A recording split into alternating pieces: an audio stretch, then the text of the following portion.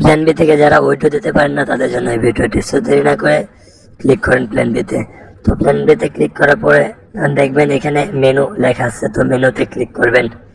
So মেনুতে click করার পরে প্রোফাইলে যাওয়ার পরে দেখবেন এখানে রিসার্চের পাশে ওইটা অপশন লেখা আছে, তো ওইটাতে ক্লিক করবেন। ওইটাতে ক্লিক করার পরে আপনারা দেখবেন নেম লেখা আছে, তো নেমের জায়গায় আপনার নামটি বসিয়ে দেবেন। তো আমার নামটি আমি বসিয়ে দিচ্ছি।